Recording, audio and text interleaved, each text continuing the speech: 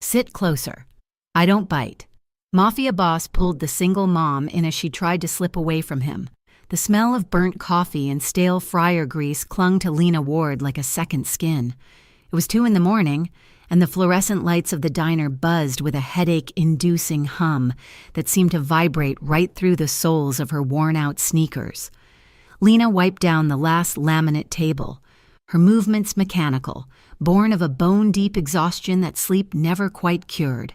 She pulled her apron off, untying the knot at her waist with fumbling fingers, and reached into the front pocket to retrieve her night's earnings. She laid the crumpled bills and loose coins on the counter, counting them out slowly, $20, $30, $42.50. Lena stared at the small pile of cash, her chest tightening. It was not enough. It was never enough.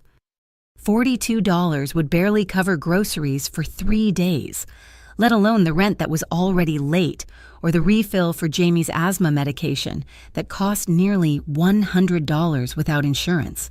She swept the money into her purse, zipped it shut, and pushed out the heavy glass door into the cool, damp air of Bellevue. The city felt different at this hour. The shadows stretched longer, and the distant wail of sirens was a constant, mournful soundtrack. Lena pulled her thin coat tighter around her body, walking briskly toward the bus stop. She kept her head down, eyes scanning the pavement, a habit she had learned years ago. Invisibility was safety. Her apartment was in Riverside Heights, a neighborhood that had seen better decades, let alone better days. The building smelled of boiled cabbage and damp plaster. Lena climbed the 3 flights of stairs, wincing as the 3rd step groaned under her weight, praying it would not wake the neighbors. Inside, the apartment was silent. A single nightlight glowed in the hallway, casting long shadows against the peeling wallpaper. Lena kicked off her shoes and crept into the bedroom she shared with her 7-year-old son. Jamie was asleep, his small body curled into a tight ball under the quilt. Lena sat on the edge of the bed, the mattress dipping under her weight. She listened. The sound of his breathing was rhythmic but slightly raspy, a sound that made her heart hammer against her ribs. She reached out, brushing a lock of dark hair off his forehead. His skin was cool. "Thank God. I will fix this," she promised silently, the words fierce in her mind. "I will figure it out." The next morning, the reality of her promise crashed into the daylight. Lena stood in the kitchen, pouring cereal into a bowl for Jamie, when she saw the envelope slid under the front door. It was from Mr. Henderson, the landlord. She tore it open, her eyes scanning the typed letters. Due to the upcoming redevelopment projects in the Riverside District and increasing property taxes, rent for all units will increase by 15%, effective the 1st of next month. Lena dropped the paper onto the counter. 15%. It might as well have been $1 million. "Mom?" Jamie asked, looking up from his cereal, milk dripping from his spoon. "You look sad." "I am just tired, baby," Lena said, forcing a bright smile onto her face. "Eat up. You do not want to be late for school." She turned away to hide the tremor in her hands. The diner job and her weekend shifts at the retail store were not going to cut it. She was drowning, and the water was rising fast. Later that afternoon, during a slow lull at the diner, her coworker Sarah leaned against the counter, popping a piece of gum. "You look like you're carrying the world on your shoulders." "Lena," Sarah said. "Rent hike," Lena muttered, scrubbing a stain on the counter that refused to lift. "I need a 3rd job." "Or a miracle?" Sarah lowered her voice, glancing around to make sure the manager was not listening. "You know, my cousin works down at Club Ember, in the chaotic downtown district. She says the cocktail waitresses there make $300 a night in tips, sometimes more." Lena paused, the rag stilling in her hand. Club Ember. Everyone in Bellevue knew the name. It was an upscale lounge, darker and more exclusive than the nightclubs that catered to college kids. But there were rumors. Dark rumors. "I heard the owner is dangerous," Lena said, her voice low. "That the place is connected to things I do not want to be around." Sarah shrugged. "Money is money, Lena. Besides, it is just serving drinks. You keep your head down. You smile. You walk away with cash. The owner? You will probably never even see him. He stays in the VIP shadows. Lena looked at the grease stain on the counter. She thought of the letter from the landlord. She thought of Jamie's wheezing breath the night before. She thought of the empty space in her bank account where security should be. She remembered Travis, Jamie's father, and the chaos that followed men who lived outside the law. She had run from that life. She had sworn she would never go back, but fear was a luxury she could not afford. "Do you think your cousin could get me an interview?" Lena asked. 2 days later, Lena stood outside the heavy oak doors of Club Ember. It was only 6 in the evening, but the sky was already darkening. She smoothed the fabric of her black dress, the nicest one she owned, though it was 3 years old and slightly faded at the seams. She pushed the door open and stepped inside. The interior was a shock to the senses. It was cool and smelled of expensive leather, cedarwood, and something spicy and masculine. The lighting was dim, amber sconces casting a warm glow on velvet booths and polished mahogany tables. It was quiet, the club not yet open for the night. A man approached her. He was short, balding, with eyes that moved too fast. This was Marcus, the floor manager. "Lena Ward?" he asked, looking at a clipboard. "Yes," Lena said, keeping her voice steady. Marcus looked her up and down, not in a lewd way, but like he was inspecting a piece of furniture for defects. "You have bar experience?" 5 years. "High volume and fine dining." She lied smoothly about the fine dining part. Marcus grunted. "We do not tolerate drama here. No boyfriends coming in to start fights, no stealing drinks, no skimming tips. The owner is very particular about order. Do you understand?" "I understand," Lena said. "I am here to work. That is all." "Good." A door at the back of the lounge opened, and the atmosphere in the room shifted instantly. It was as if the air pressure dropped. Marcus straightened his spine, his nervous energy spiking. Lena turned to look. A man walked out of the shadows of the hallway. He was tall, wearing a charcoal suit that fit him with tailored perfection. He moved with a silent, predatory grace, his steps making no sound on the thick carpet. His hair was dark, swept back from a face that was arresting in its sharpness, high cheekbones, a strong jaw, and eyes that were the color of cold steel. This was Adrian Cole. Lena felt a chill run down her spine, a primal warning that she was in the presence of something dangerous. She fought the urge to look at her feet. Instead, she forced her chin up, straightening her back. Adrian stopped a few feet away, his gaze landing on Lena. He did not smile. He did not frown. He simply observed her, his eyes sweeping over her face with an intensity that made her feel like he was reading the secrets etched into her bones. "Who is this?" Adrian asked. His voice was deep, smooth, and incredibly calm. "New applicant, Lena Ward," Marcus said quickly. Adrian walked closer, stopping just inside her personal space. He smelled of rain and expensive scotch. "Why do you want to work here?" "Miss Ward?" he asked. Lena met his gaze. Most men made her uncomfortable because they looked at her body. Adrian was looking at her eyes, and that was somehow more unnerving. "I need the money," she said. Adrian tilted his head slightly.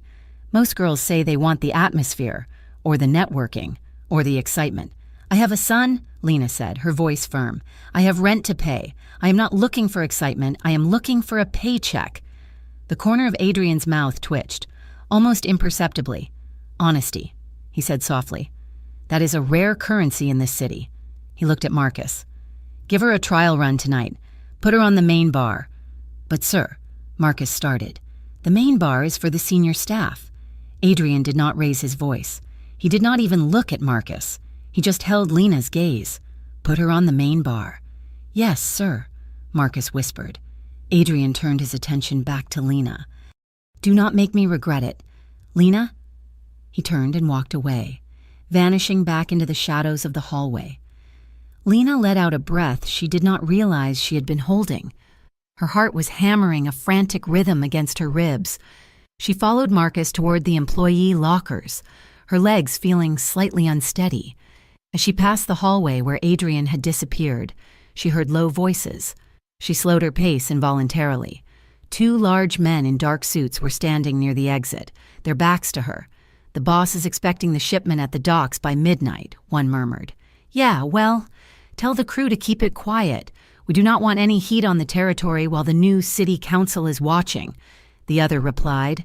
Lena kept walking, her blood turning to ice. Shipments, territory. The words confirmed everything she had feared. This was not just a lounge, it was a front. Adrian Cole was not just a businessman, he was a kingpin. She reached the locker room and leaned against the cold metal lockers, closing her eyes. "Run!" a voice in her head screamed. "Run now before you get stuck." Then she thought of the $42 on her kitchen counter. She thought of the eviction notice. She thought of Jamie needing a new winter coat. She opened her eyes and began to unbutton her coat. She would stay. She would work. But she would be a ghost. She would pour drinks, collect her tips, and never, ever let Adrian Cole notice her again. The club opened at 9.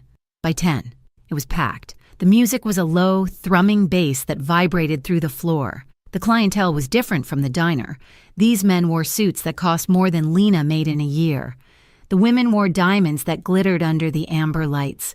Lena worked the main bar, her hands moving efficiently. She mixed martinis, poured whiskey, and popped champagne corks with a practiced rhythm. She was good at this. The work kept her mind busy, kept her from looking at the dark booth in the raised VIP section overlooking the floor. She knew he was there. She could feel his presence like a weight in the room. Around midnight, the crowd grew rowdier. A man in a crumpled blue suit leaned over the bar, his face flushed with drink. He slammed his hand down on the counter, slopping gin onto the polished wood. "Hey, sweetheart," he slurred. "You ignored me. I have been waiting 10 minutes. I am sorry, sir," Lena said, her voice polite but tight. "I am making your drink now." He reached out, his hand clumsily trying to grab her wrist. "You have pretty eyes. You want to get out of here later? I have a car outside. A fast one." Lena stepped back smoothly, avoiding his touch without making a scene. "I am working. Sir, here is your gin and tonic. That will be $18. The man scowled, his mood swinging toward aggression. "Do not play hard to get with me. I know what kind of girls work in places like this." Lena froze. Her grip on the bar rag tightened until her knuckles turned white. She wanted to snap at him. She wanted to tell him she was a mother working 2 jobs to keep a roof over her head, but she swallowed her pride. $18. Please, she repeated. From the corner of her eye, she saw movement. One of the large security guards stepped forward from the wall, his eyes locked on the drunk man. But before the guard could intervene, Lena looked up toward the VIP booth. Adrian was there. He was sitting in the shadows, a tumbler of amber liquid in his hand. He was not looking at the crowd or the dancers or the door. He was looking directly at her. Their eyes met across the smoky, crowded room. The noise of the club seemed to fade. Lena felt exposed, stripped bare by that dark, calculating gaze. He had seen the man harass her. He had seen her step back. He had seen her control her temper. For a second, she thought he would come down. Panic flared in her chest. She did not want to be the damsel in distress. She did not want to owe him anything. But Adrian did not move. He simply lifted his glass slightly in her direction, a tiny, almost invisible gesture of acknowledgement. Then he looked at the security guard and gave a single, sharp nod. The guard moved instantly. He tapped the drunk man on the shoulder and whispered something in his ear. The man's face drained of color. He dropped a $20 bill on the bar and practically ran toward the exit. Lena let out a shaky breath. She looked back at the booth, but Adrian had turned his attention to a man sitting across from him. The connection was broken. The rest of the shift passed in a blur. Lena counted her tips at 3 a.m, $340. In one night. She had made more than she made in a week at the diner. She stared at the cash, feeling a complicated mix of relief and nausea. It was blood money, or at least dirty money, but it spent the same. She took a taxi home, a luxury she never allowed herself, but she was too exhausted to wait for the night bus. When she unlocked her apartment door, the silence welcomed her. She crept into the bedroom and checked on Jamie. He was sprawled out now. one foot sticking out from under the covers. Lena changed into her oversized sleep shirt and washed the smell of expensive cologne and smoke from her hair. She lay down in her bed, staring up at the water stain on the ceiling that looked like a map of a forgotten country. Jamie would ask in the morning. He was smart. He would want to know. "It is just a nicer restaurant," she whispered to the empty room, rehearsing the lie. "The tips are good because the food is expensive." It felt heavy on her tongue. Lying to her son was a line she hated crossing. "I will only do this for a month," she told herself. "Just until I have a buffer. Just until I can find something else." She closed her eyes, but sleep was slow to come. Behind her eyelids, she saw the sharp, angular face of Adrian Cole. She saw the way he had looked at her, not with lust, but with a terrifying curiosity. "I will quit the moment things feel wrong," she whispered. But as she drifted off, the memory of his eyes following her lingered, and she had the sinking feeling that things were already wrong, and that walking away might not be as simple as walking out the door. 2 weeks turned into a month, and the crushing weight on Lena Ward's chest began to lighten, ounce by painful ounce. The rhythm of Club Ember became second nature to her. She learned to navigate the amber-lit maze of the lounge with her eyes closed, balancing trays of crystal glassware while weaving through crowds of men who smelled of expensive cigars and women who smelled of jasmine and ambition. She learned which regulars preferred their scotch neat and which ones wanted their conversations interrupted.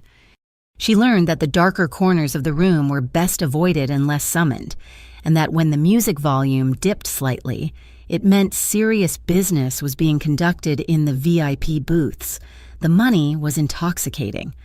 On a slow Tuesday, Lena brought home $200 in tips.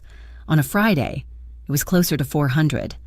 For the first time in 3 years, she bought Jamie a pair of sneakers that were not from a discount bin. She paid the electric bill 3 days early. She bought fresh strawberries instead of the frozen kind, but with the relief came a rigid, icy discipline. Lena treated the club like a minefield. She was polite, efficient, and utterly impenetrable. She smiled with her mouth but never her eyes. She deflected personal questions with vague answers and moved away before conversations could take root. She was a ghost in a black dress, haunting the periphery of Adrian Cole's empire without ever really touching it. Adrian noticed. He was a constant, silent presence, watching from the mezzanine or standing in the shadows near the kitchen entrance. He began to test her, subtly at first. One evening, Marcus, the floor manager, called in sick. Adrian approached the main bar where Lena was polishing wine glasses. "I need you to close out the VIP register tonight." "Lena," he said. His voice was low, cutting through the ambient jazz. Lena paused, her cloth stilling on the rim of the glass. That was a manager's job. It involved handling thousands of dollars in cash. "I am not authorized for that. Mr. Cole," she said, keeping her gaze level. "You are now," he replied simply. "Bring the drawer to my office when the floor is clear." An hour later, Lena sat at the heavy mahogany desk in his office, counting stacks of bills. Adrian sat on the leather sofa across the room, reading a file, seemingly ignoring her. Her hands shook slightly, but she forced them to be steady. She counted twice, then she counted a third time. There was a discrepancy. The receipt tape said $5,400. The cash stack was $5,500. An extra $100 bill was stuck to the back of another. It would have been easy to pocket it. It would have been so easy to slip it into her bra and buy Jamie the asthma inhaler refill he would need next week. Adrian was not even looking. Lena took a breath, picked up the extra bill, and clipped it to the top of the stack. She wrote a note on the receipt. Overage of $100 found in drawer count. She stood up and walked to the sofa. "It is done, sir," she said. Adrian looked up. He took the cash box and opened it. His eyes went immediately to the note and the clipped bill. He looked at it for a long moment, then looked up at her. The corner of his mouth lifted, not a smile, but an acknowledgement.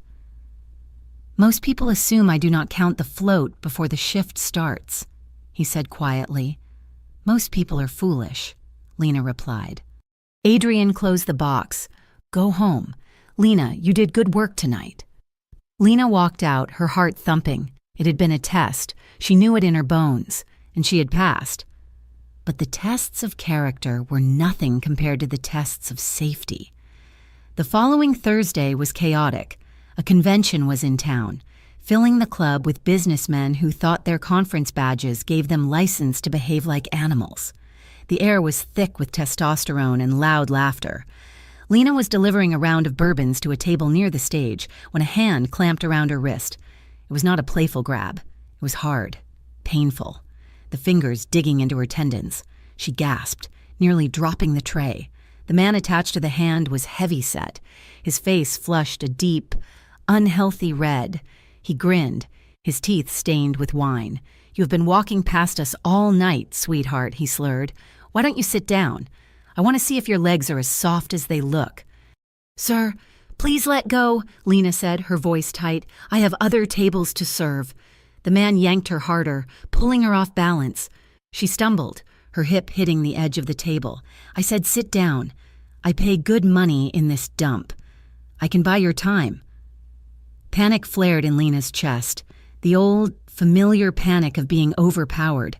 She tried to twist her arm free, but his grip was like iron. Let go, she snapped, her professional mask slipping. Suddenly, the noise at the table died. The man's friends stopped laughing. They were looking at something behind Lena, their eyes widening in alarm. The grip on Lena's wrist did not loosen, but the air temperature seemed to drop 20 degrees. Let her go. The voice was not loud. It was barely above a whisper, but it carried a weight that made the hair on Lena's arms stand up. Adrian stood directly behind her. He was perfectly still, his hands at his sides, but the violence radiating off him was palpable. His eyes were fixed on the customer's hand where it gripped Lena's skin. The drunk man blinked, trying to focus. Who are you? The manager? Get lost, pal. I am having a conversation. Adrian took one step forward. He did not raise his hand. He did not pull a weapon. He simply leaned in, his face inches from the man's ear. I am the man who decides if you walk out of here or get carried out, Adrian said. His tone was conversational, almost bored, which made it infinitely more terrifying. You are touching my staff. You have 3 seconds to remove your hand or I will remove it for you. The man looked into Adrian's eyes and saw something there that sobered him instantly. He released Lena as if she were burning hot. Adrian did not look at the man again. He looked at the 2 large security guards who had materialized out of the gloom. Get him out, Adrian said. He's banned for life. If he comes back within 100 yards of this door, break his legs. The guards moved efficiently, hauling the protesting man out of his chair and dragging him toward the exit. The club fell into a hushed silence for a heartbeat before the music swelled again, covering the incident. Lena stood frozen, clutching her empty tray to her chest like a shield. Her wrist throbbed where the man had grabbed her. Adrian turned to her. The lethal coldness vanished from his face, replaced by a sharp, focused intensity. Come with me, he said. He did not wait for an answer. He led her through the kitchen, past the staring cooks, and into the sanctuary of his office. He closed the door, shutting out the noise of the club. Sit, he commanded, pointing to the leather sofa. Lena sat. Her knees were shaking. The adrenaline was crashing, leaving her feeling hollow and brittle. Adrian went to a small cabinet and poured a glass of water. He walked over and held it out to her. Drink. Lena took the glass. Her hand trembled so much the water sloshed over the rim. Adrian watched her for a second, then reached out. He placed his hand on her shoulder. It was a heavy, warm weight. Lena stiffened instinctively, her muscles locking up. A man's touch usually meant a demand, but Adrian did not push, he did not pull. He just let his hand rest there, a solid anchor in her spinning world. I am sorry that happened, he said. His voice was rougher than usual. That should not have happened under my roof. I am fine, Lena whispered. She took a sip of water, forcing herself to swallow past the lump in her throat. It was just a drunk. It happens. Not here, Adrian said firmly. Not to you. Lena looked up at him. He He was standing close, looming over her, but she did not feel small. She felt shielded. The realization terrified her more than the drunk man had.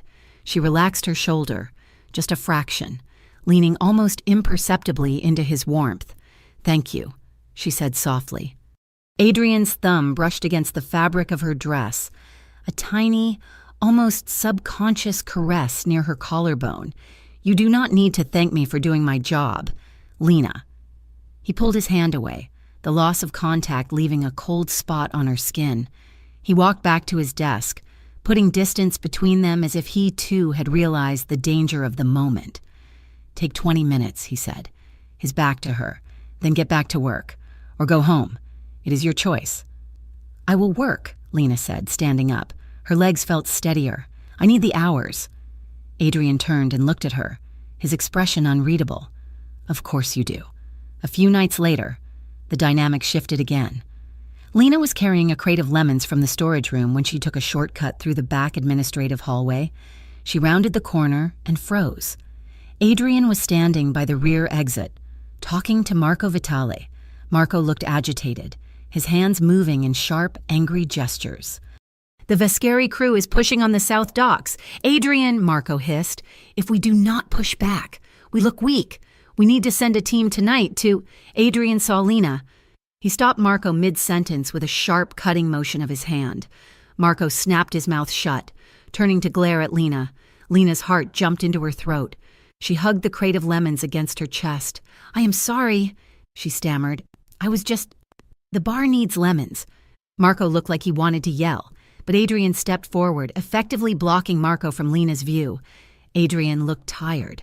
There were lines of tension around his eyes that she had not noticed before, and his tie was loosened slightly, a rare sign of disarray. He looked at the heavy crate in her arms, then at the dark circles under her eyes. "Put that down," he said. "Sir, put the crate down, Lena. Marcus can get it." Lena set the crate on the floor. Adrian checked his watch. It was 1 a.m. "You look like you are about to collapse," he said. His voice lacked the hard edge he had used with Marco. It was quiet, almost gentle. "I am fine," Lena lied automatically. "You are not," he countered. "You are swaying on your feet. Clock out. Go home to your son. I will pay you for the full shift." Lena hesitated. "I cannot take money I did not earn." Adrian took a step closer, lowering his voice so Marco could not hear. "Take the win. Lena, go home and get some sleep. That is an order." He waited until she turned and walked away before he turned back to Marco, his voice dropping back into the register of command and violence. Lena hurried down the hall, her heart aching with a confusing mix of gratitude and fear. He was a criminal planning a turf war. She knew that. But he was also the man who noticed she was tired when no one else did. The pull became harder to resist. Adrian started spending more time at the main bar during the slow hours. He would sit at the far end, nursing a club soda, reviewing paperwork, but he would pause when Lena came near to wipe the counter. He asked questions, not the predatory questions men usually asked. He asked about real things. "Does Jamie like the new school?" He asked one Tuesday. "He does," Lena answered, surprised he remembered her son's name. "The art program is better. He likes to draw." "What does he draw?" "Buildings, mostly. Skyscrapers, bridges. He likes how things are put together." Adrian smiled then, a genuine, small thing that transformed his face. "An architect," he mused. "That is a good dream. Better than destroying things." He looked at his hands then, and Lena felt a sudden, sharp pang of empathy. She realized he was talking about himself. "I tell him he can build whatever he wants," Lena said softly, polishing a glass she had already polished twice. "As long as the foundation is strong." Adrian looked up, capturing her gaze. "Foundations are everything, Lena. Without them, even the prettiest towers fall." The conversation lingered in the air between them, heavy with unspoken meaning. The tension finally snapped, or rather, stretched to its breaking point on a rainy Saturday night. The club had closed, the staff had left, leaving only the cleaning crew in the back and the security team at the front door. Lena was finishing up the inventory, her feet aching. She grabbed her purse and headed for the door, but Adrian's voice stopped her. "Lena." She turned. He was sitting at the bar, a plate of food in front of him, some sort of roasted chicken and vegetables the chef had left. There was a second plate next to it. "Sit," he said. "I really should get back to the babysitter," Lena said, clutching her purse strap. "I already called a car service for you. It will be here in 20 minutes. That is enough time to eat. You have been running for 8 hours and you have not had a bite." It was not a question. It was a statement of fact. Lena's stomach betrayed her with a loud growl. Adrian's eyes crinkled at the corners. "Please," he added. "I hate eating alone." Lena hesitated, then walked over. She started to pull out a stool 2 seats away from him, leaving a safe buffer zone. Adrian watched her, his fork pausing halfway to his mouth. He gestured to the stool directly next to him. "Sit closer," he said, his voice dropping to a velvety rumble. "I don't bite." Lena felt the heat rush up her neck, flooding her cheeks. It was a teasing comment, but his eyes were dark and serious. She paused, her heart hammering against her ribs.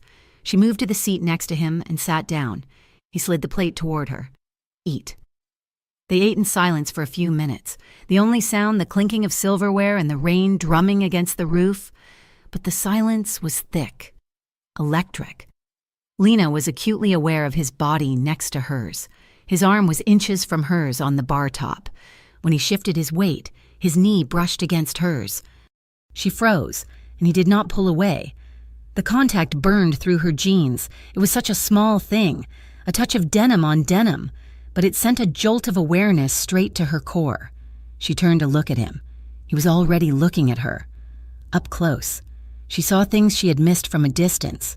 She saw the faint, jagged white line of a scar running along his jawline, disappearing into his collar. She saw the flecks of gold in his steel gray eyes. She saw the way his gaze dropped to her mouth, just for a fraction of a second before returning to her eyes. "You are nervous," Adrian murmured. "I am always nervous," Lena confessed, her voice barely a whisper. "You do not have to be nervous with me." Lena bit her lower lip, a nervous habit she had never been able to break. Adrian's eyes tracked the movement, his gaze darkened, focusing on her teeth sinking into the soft flesh of her lip. The air between them crackled, heavy and wanting. He reached out, his hand moving slowly, giving her every chance to run. He placed his hand on the back of her chair, leaning in slightly. His scent, rain, cedar, and danger enveloped her. "You have a tell." "Lena," he whispered, "you bite your lip when you are trying to hide what you are thinking." "What am I thinking?" she breathed, unable to look away. Adrian leaned closer. His face was inches from hers. She could feel the warmth radiating from him. "You are thinking that this is a bad idea," he said softly. "And you are right. Then why aren't you stopping?" "Because I am a selfish man," Adrian replied, "and I have wanted to be this close to you since the moment you walked into my office." Lena's breath hitched. For a wild, reckless moment, she wanted him to close the gap. She wanted to lean across that inch of space and find out what a man like Adrian Cole tasted like. But the sound of the front door opening broke the spell. One of the security guards poked his head in. "Car is here for Miss Ward, boss." Adrian pulled back, the mask of the Mafia Don sliding back into place instantly, but his eyes remained hot. "Go," he said gruffly, "before I change my mind and keep you here." Lena grabbed her purse and fled. She did not look back.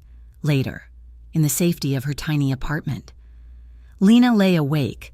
The rain tapped against the window, mimicking the erratic rhythm of her heart. She touched her knee where his had brushed against it. She touched her lip where his eyes had lingered. She was falling. She knew it. She was falling for the monster in the high tower. She looked at Jamie's sleeping form across the room, guilt twisting in her gut. "He is dangerous," she whispered to herself.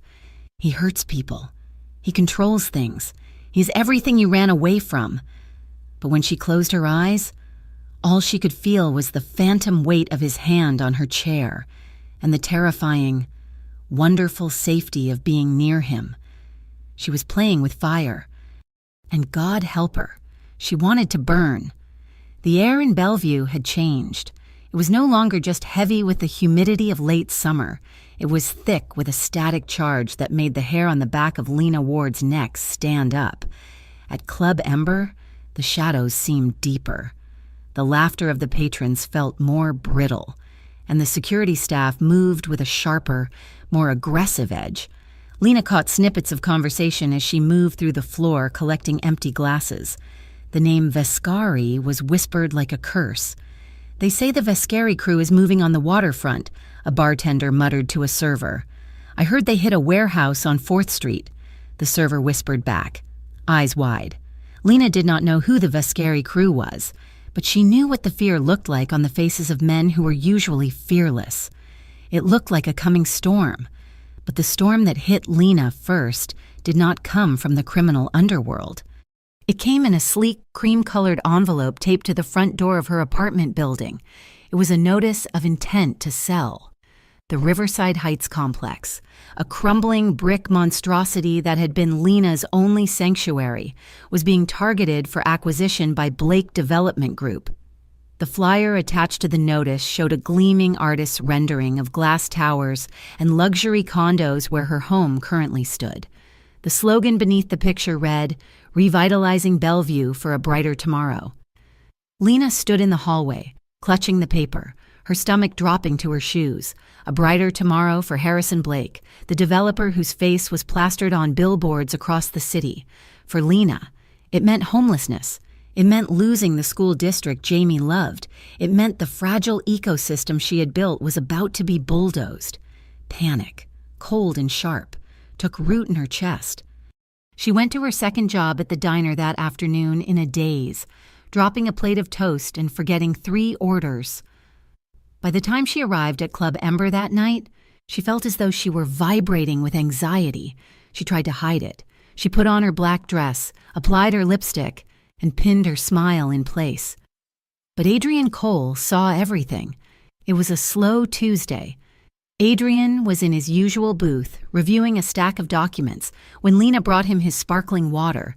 He did not look at the glass. He looked at her hands, which were trembling slightly as she set the coaster down.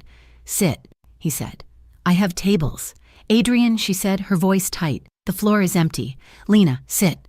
She sat on the edge of the plush leather seat, keeping a respectable distance. Adrian closed his folder and turned his full attention to her. "Who is bothering you?" he asked. The question was quiet, but the threat behind it was unmistakable. "It is not a who," Lena said, rubbing her temples. "It is a what? Tell me," Lena sighed. The fight draining out of her. "My building. The landlord says he is selling to a developer. Harrison Blake. They are going to tear it down and build condos that cost more a month than I make in a year." Adrian's expression did not change, but his eyes went cold. The temperature around him seemed to drop. "Harrison Blake," he repeated. The name sounded like gravel in his throat. "You know him?" "I know of him," Adrian said. "He's a parasite in an expensive suit. He buys up low-income neighborhoods, forces the tenants out with intimidation and legal loopholes, and then builds monuments to his own ego. He says we have 3 months, Lena said, her voice cracking. "I do not know where we will go. The rents in the city have doubled. I finally got ahead. Adrian, I finally got a little breathing room. And now the floor is falling out." Adrian leaned forward, his elbows resting on the table. "You do not have to worry about this. Lena, I do have to worry." "I have a son. I mean, you do not have to handle it," he corrected. "I can make a phone call. Harrison Blake has skeletons in his closet that he would prefer to keep buried. Or I can send Marco to have a conversation with him. Blake is a coward. He will back off if the pressure is applied correctly." Lena stared at him. She knew exactly what a conversation with Marco meant. It meant violence. It meant intimidation. It meant dragging her problems into the dark world she was trying so desperately to avoid. "No," she said firmly. Adrian blinked, surprised by her refusal. "No? I do not want you to fix this your way," Lena said. "I do not want people threatened or hurt because of my rent. I am trying to raise Jamie to be a good man. Adrian, how can I do that if I use muscle to solve my problems?" Adrian's jaw tightened. He looked frustrated, like a man offering a drowning woman a life raft only to have her complain about the color. This is not about morality. Lena, it is about survival. Men like Blake do not play by the rules. If you try to fight him with petitions and tenant meetings, he will crush you. He will use the law as a weapon. I am offering you a shield that is dipped in blood, Lena shot back, keeping her voice low so the bartender would not hear. I cannot do that. Adrian, I cannot owe you that. Adrian sat back, his eyes narrowing slightly. You think you would owe me? You think I keep a ledger of favors for you, do you not? Lena asked. That is how your world works, isn't it? A favor for a favor, a life for a life. Adrian looked away, staring out at the empty dance floor. His profile was sharp, cutting against the dim light. My world is not the only one that works that way. Lena, but fine, have it your way. Fight him with your paperwork and your principles. But when they lock the doors on you, do not say I did not offer you the key. I won't, Lena whispered. The tension between them lingered for days. It was a wall of silence, built from her stubbornness and his bruised pride. Then, 3 nights later, the bell above the door of the diner chimed at 7 in the evening. The diner was a world away from Club Ember. It smelled of bacon grease and sanitizer. The lights were harsh fluorescents that hummed. The customers were truck drivers, exhausted nurses, and students nursing single cups of coffee for hours. When Adrian walked in, the atmosphere shifted instantly. He was wearing a navy suit that looked like it had been tailored in Milan. He wore no tie. His white shirt unbuttoned at the collar. He looked like a panther stalking through a petting zoo. The chatter in the diner died down. Heads turned. The line cook peeked out from the kitchen. Lena was behind the counter, filling a sugar shaker. She nearly dropped it when she saw him. He walked straight to the counter and sat on a spinning vinyl stool that was cracked down the middle. He looked entirely out of place. A diamond in a bucket of gravel. Coffee? Black? He said. Lena stared at him, her heart hammering. What are you doing here, Adrian? I am hungry, he said simply. And I hear the cherry pie is acceptable. Lena poured the coffee. Her hand shook, the dark liquid sloshing slightly. You are going to scare the customers. Adrian glanced around. 2 waitresses were huddled by the pie case, giggling and staring at him with wide, love-struck eyes. An old man in a booth gave him a respectful nod. They seemed fine, Adrian said. He drank his coffee. He ate a slice of pie. He did not talk about business. He did not talk about the argument. He asked her how the morning shift was different from the night shift. He asked about the regulars. When he finished, he placed a $100 bill on the counter. Keep the change, he said, and put everyone's meal on my tab. The whole restaurant. Adrian, Lena started to protest. He stood up, leaning over the counter. For a moment, in the harsh, unforgiving light of the diner, he looked younger, less like a kingpin and more like a man trying to impress a girl. I am not breaking anyone's legs. Lena, he said softly, a ghost of a smile touching his lips. I am just buying dinner. Is that allowed in your moral code? Lena felt a flush rise up her neck. Yes, she whispered. That is allowed. He left as quietly as he had arrived, leaving a wake of stunned silence and swooning waitresses behind him. Lena watched him go, feeling a confusing mix of embarrassment and warmth. He had stepped into her mundane, gritty reality and had not looked down on it. He had just wanted to see her. The warmth, however, was short-lived. 2 days later, disaster struck in the stairwell of her building. The elevator was broken again, another tactic by the management to frustrate tenants into leaving. Jamie, full of 7-year-old energy, decided to race Lena up the 3 flights of stairs. He was laughing, his backpack bouncing against his shoulders. Then, halfway up the 2nd flight, the laughter turned into a wheeze. He stopped, gripping the railing, his small chest heaving. "Mom," he gasped. "Can't breathe." Lena dropped her grocery bags. Eggs cracked on the concrete. Milk splattered. She did not care. She scrambled up the steps, her heart stopping. "Jamie, where is your inhaler? In bag," he choked out. Lena tore open his backpack, dumping books and pencils onto the dirty steps. She found the inhaler and shook it frantically. She pressed it to his lips. "Breathe, baby." Big breath. He took a puff, then another. The terrifying wheezing sound slowly began to ease, his chest loosening. Lena sat on the step, pulling him into her lap, rocking him back and forth as her own adrenaline crashed. "I am okay, Mom," Jamie whispered, his face pale. "We need to get you a new nebulizer," Lena said, burying her face in his hair. "The old one is barely working." But she knew she could not afford it. Not with the rent hike, not with the threat of moving. That evening, Lena was preparing for her shift at the club, her hands still trembling from the scare. There was a knock at her door. She opened it, expecting the landlord or a neighbor.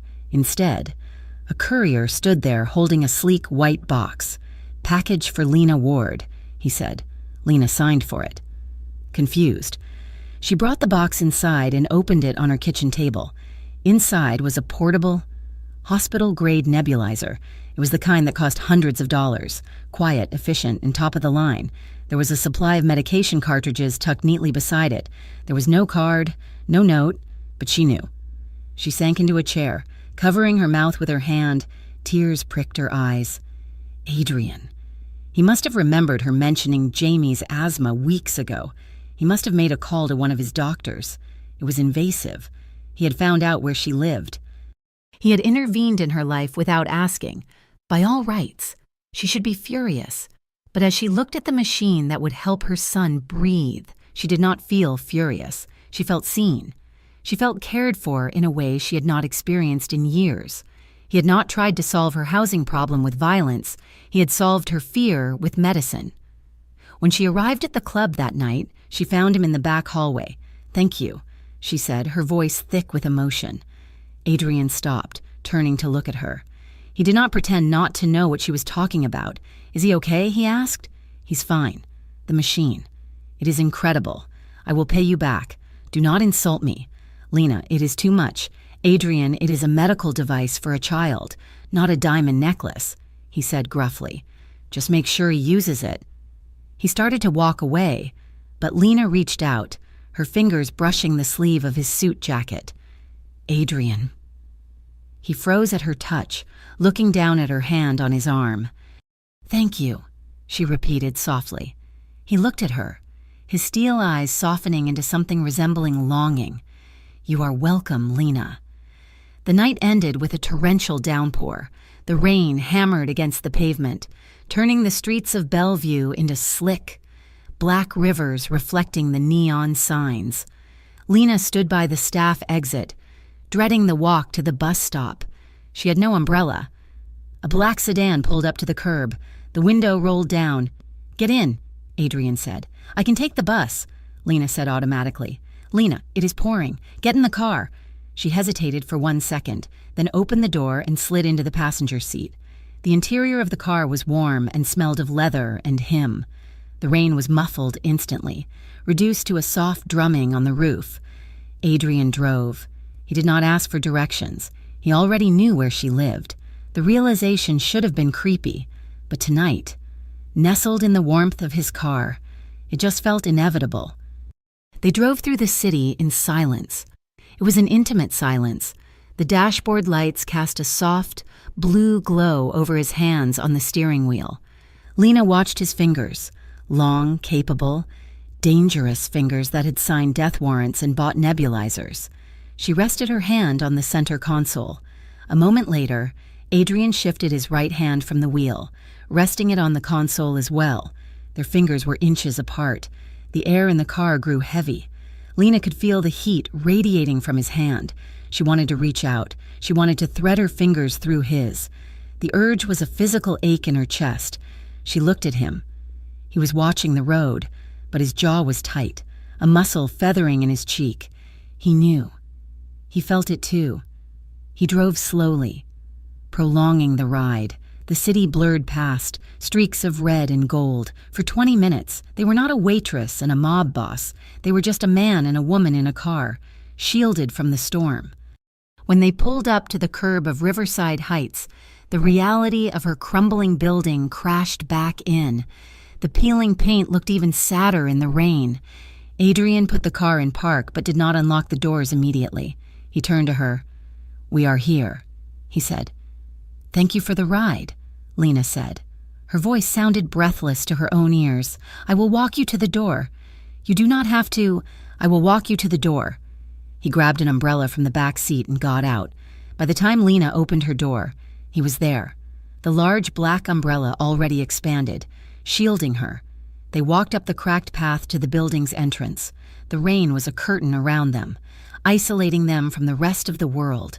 At the door, they stopped. They were standing close, too close. Lena could see the flecks of rainwater on his lapel. She could see the dark lashes framing his eyes. Adrian looked down at her. His gaze dropped to her mouth, then back up to her eyes. He shifted the umbrella slightly, creating a private canopy. "Lena," he murmured. She tilted her head up. Her heart was beating so hard she thought he must be able to hear it. "Sit closer. I don't bite." The memory of his words from weeks ago echoed in her mind. He leaned in, slowly, giving her time to pull away. Lena did not pull away. She rose onto her toes, her breath hitching.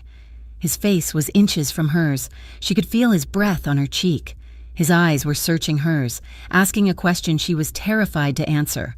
The moment stretched, suspended in time. The rain, the dark, the warmth of his body. It would be so easy to close the gap, to let him kiss her, to let him take the weight of the world off her shoulders. But then the front door of the building creaked open. Mrs. Higgins, her elderly neighbor, peered out, holding a garbage bag. "Oh, Lena, you scared me, dear." The spell shattered. Adrian pulled back instantly, his face smoothing into a mask of politeness. Lena stumbled back a step, her cheeks burning. "Hi, Mrs. Higgins," Lena stammered. Just getting home." Adrian held the door open for Mrs. Higgins, nodding respectfully as she shuffled past to the dumpster. Then he looked back at Lena. The moment was gone, but the energy remained, buzzing in the air between them. "Good night." "Lena," he said. His voice was rough. "Good night, Adrian." She slipped inside the building and leaned against the closed door, closing her eyes and pressing her hand to her chest. Her heart was galloping. She walked up the stairs, her legs feeling like jelly. When she entered the apartment, the babysitter was asleep on the couch and Jamie was awake, drawing at the kitchen table. He looked up as she entered. "Who was that?" he asked, a mischievous grin on his face. "Who was who?" Lena asked, hanging up her coat. "The guy with the nice car. I saw you from the window." Lena flushed, turning away to pour a glass of water so he would not see her face. "He is just my boss, Jamie. Gave me a ride because of the rain." Jamie went back to his drawing, shrugging. "When he stands close for a boss." Lena gripped the glass. Jamie saw too much. Something real was growing. She could not deny it anymore. It was terrifying, reckless, and completely undeniable. Outside, in the dark interior of the sedan, Adrian watched Lena's window until the light flickered. His phone buzzed in his pocket. He pulled it out. It was Marco. "Boss, we got confirmation it is bad. Tell me," Adrian said, his voice cold again. "Harrison Blake, he's not just buying buildings. He's partnering with the Vascari crew. They are using his development deals to launder their money and push us out of the Riverside territory. The eviction notices? That is Vascari making room for their new distribution hub." Adrian stared at the lit window on the third floor. Harrison Blake and the Vascari crew were working together. They were coming for his city. And they were coming for Lena's home. A cold, deadly calm settled over him. Before, protecting Lena had been a personal desire, a weakness he tried to ignore. Now, it was a strategic necessity.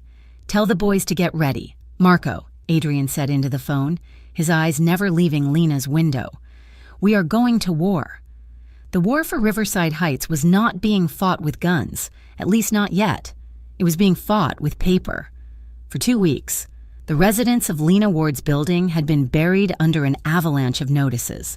There were citations for noise violations that had never happened.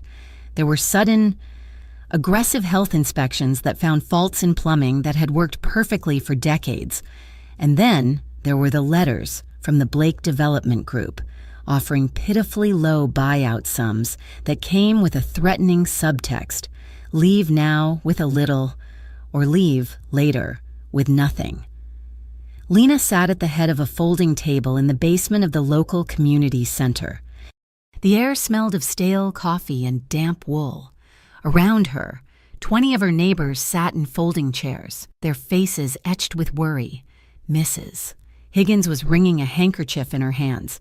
Mr. Henderson, the landlord, looked pale and sweaty, clearly under pressure from the developers to sell the building out from under them. "We cannot let them bully us," Lena said, her voice steady despite the knot of anxiety in her stomach. She stood up, placing her hands flat on the table.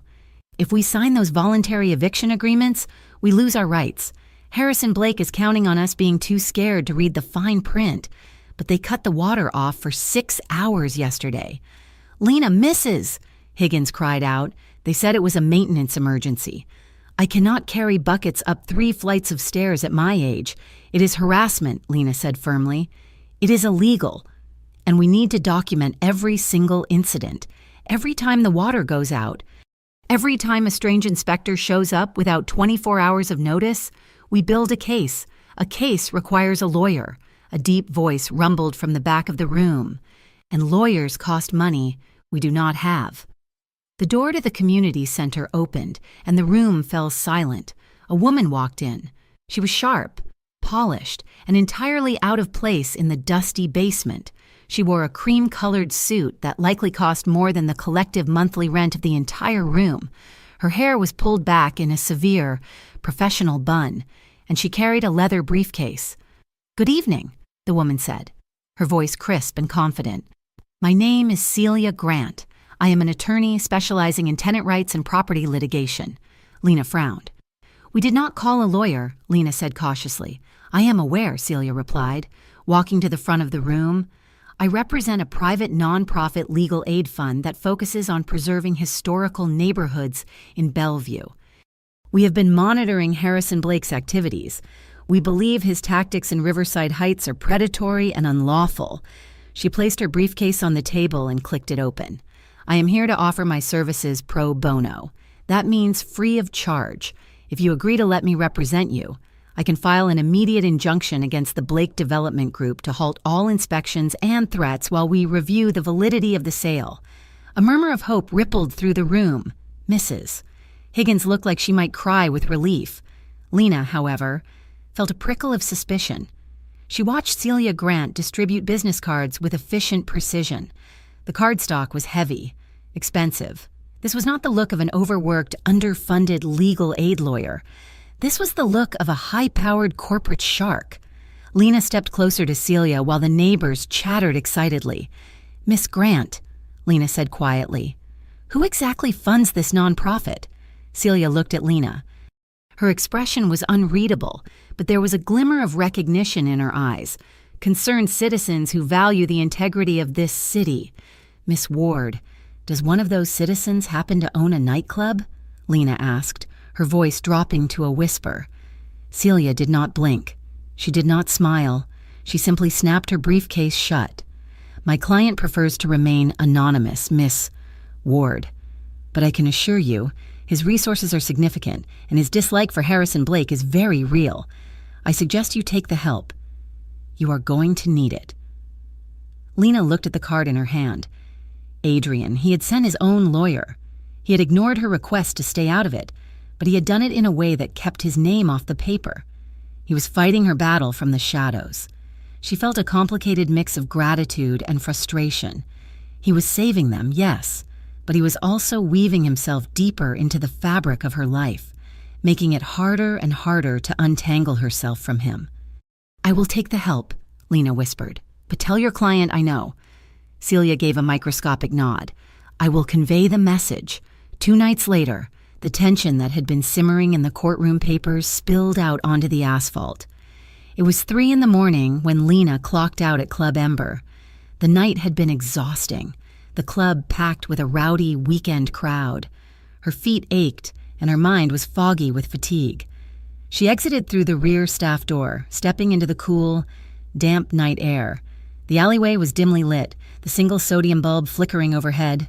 Usually, the security staff kept a close watch on the perimeter, but tonight, the alley seemed unusually empty. Lena adjusted her purse on her shoulder and started walking toward the employee parking lot, where she sometimes caught a ride with one of the bartenders, or walked the 2 blocks to the night bus stop. She heard footsteps behind her, heavy, deliberate. Lena quickened her pace, her hand instinctively going to the pepper spray on her keychain. The footsteps sped up, matching her rhythm. Miss Ward. The voice was rough, unfamiliar. Lena stopped and turned around. 2 men stood about 10 feet away. They were not club patrons. They wore leather jackets that looked expensive but worn, and they had the hard, dead-eyed look of men who hurt people for a living. They were not Adrian's men. Lena knew the look of Adrian's security. Disciplined, stoic. These men looked hungry. "Who are you?" Lena asked, backing up slowly. "We are friends of friends," the taller one said, grinning. He had a silver tooth that glinted in the harsh light. "We wanted to give a message to your boss, but he is hard to get to, so we thought maybe his favorite waitress could deliver it for us. I am just a bartender," Lena said, her voice trembling slightly. "I do not take messages." "Oh, I think you will take this one," the second man said, stepping to the side to cut off her path to the street. "The Vascari family sends their regards.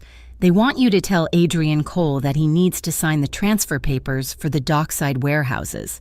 If he stalls again, accidents might start happening." "I don't know what you are talking about," Lena said, her back hitting the brick wall of the adjacent building. The taller man stepped closer, invading her personal space. He smelled of stale tobacco and mint. "You tell him to sign, because it would be a shame if something happened to that little apartment of yours in Riverside Heights, or that kid. What is his name?" "Jamie." The mention of her son turned Lena's fear into ice-cold terror. "Don't you talk about my son," she hissed, clutching her keys so hard the metal bit into her palm. "We know where he goes to school," the man whispered, leaning down. "We know what time the bus drops him off."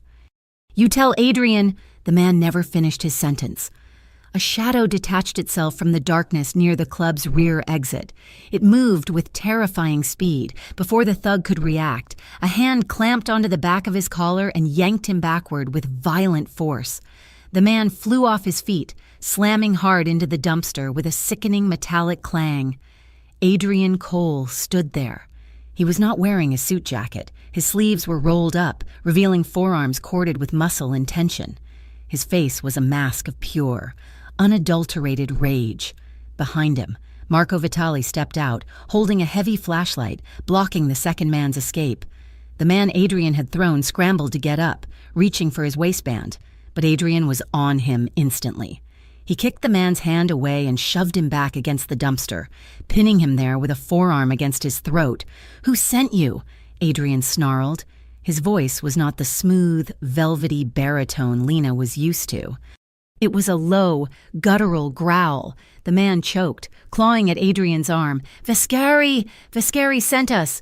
Adrian leaned in, his face inches from the thug's terrified eyes. "You go back to Vascari. You tell him that if he ever sends anyone near this woman or her family again, I will not send a lawyer. I will burn his entire operation to the ground with him inside it. Do you understand me?" "Yes," the man wheezed. "Yes." Adrian released him, shoving him toward the alley mouth. "Run!" The 2 men did not need to be told twice. They scrambled away, stumbling over each other in their haste to escape the predator in the alley. Adrian watched them go, his chest heaving. He stood there for a long moment, his hands clenched into fists at his sides, breathing hard. Lena stood pressed against the brick wall, her entire body shaking. The adrenaline that had held her upright was crashing, leaving her knees weak. Adrian turned. The moment he saw her face, pale, eyes wide with shock, the rage vanished from his expression, replaced by a frantic concern. "Lena." He crossed the distance between them in 2 strides. "Are you hurt? Did they touch you?" he demanded, his hands hovering near her but not touching, as if he was afraid his own anger might burn her. They knew about Jamie," Lena whispered, her voice breaking. "They knew where he goes to school." Adrian let out a sharp breath, a sound of pure pain. "I am sorry," he rasped. "I am so sorry." Lena's composure shattered. A sob ripped through her chest, and her legs gave out. Adrian caught her. He pulled her into him, wrapping his arms around her in a crushingly tight embrace. Lena did not fight it. She buried her face in his shirt, clutching the fabric at his waist, weeping into his chest. He held her up, his body a solid wall between her and the world. One of his hands cradled the back of her head, pressing her closer, while the other rubbed firm, soothing circles on her back. "I've got you," he murmured into her hair. "I've got you. They are gone. You are safe." They stood there in the dirty alley for a long time, until Lena's sobs turned into ragged breaths. "Come inside," Adrian said gently.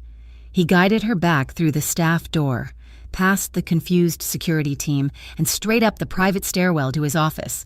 Inside, he locked the door. The room was quiet, dim, and safe. Adrian sat Lena on the leather couch. He went to the wet bar and poured a glass of water, his hands moving with a slight tremor that betrayed his own adrenaline. He brought it to her. "Drink." Lena took the glass with both hands to keep it steady. She took a sip, the cold water grounding her. Adrian sat down next to her, not across the desk, but right there on the couch. He was close enough that their thighs brushed. He watched her, his eyes dark with guilt. "I never wanted this to touch you," he said quietly. "I thought I could keep the worlds separate. There are no separate worlds." "Adrian," Lena said, her voice hoarse, "it is all the same city?" Adrian looked down at his hands, the hands that had just thrown a man against a dumpster to protect her. "I should fire you," he said. "I should send you away where they cannot associate you with me. Is that what you want?" Lena asked, turning to look at him. Adrian looked up, his gaze locked with hers.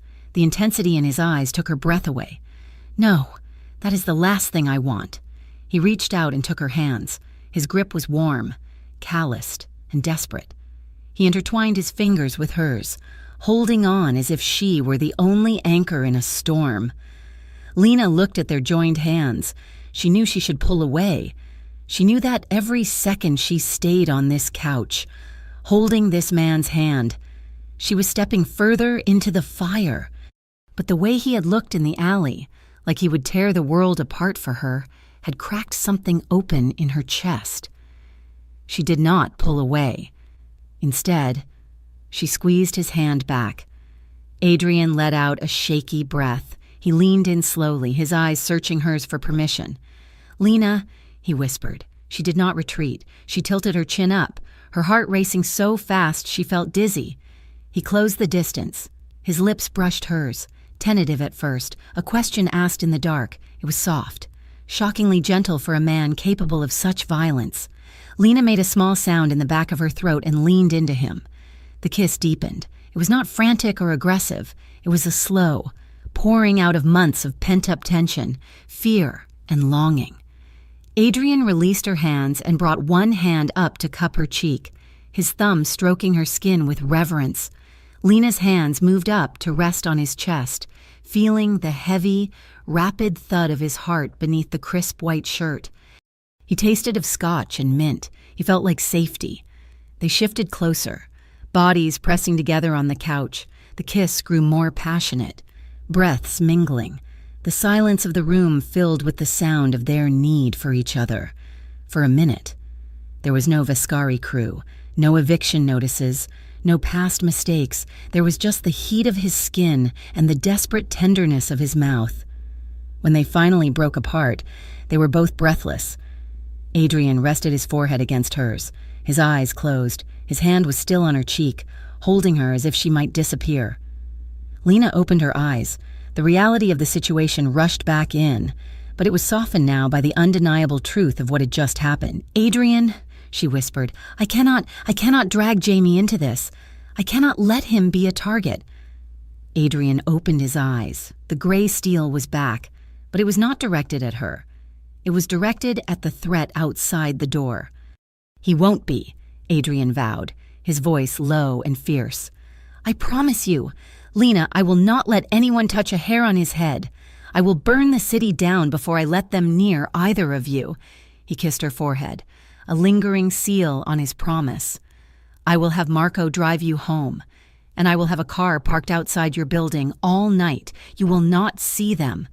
But they will be there. Lena nodded, pulling back slightly. She missed his warmth immediately. Okay. She stood up. Smoothing her dress, she felt exposed, raw and terrifyingly alive. Adrian stood as well. He walked her to the door, his hand resting on the small of her back. "Try to sleep," he said. "You too," she replied, though she knew neither of them would sleep well tonight. Lena went home in the back of Marco's car. She climbed the stairs to her apartment and checked on Jamie immediately.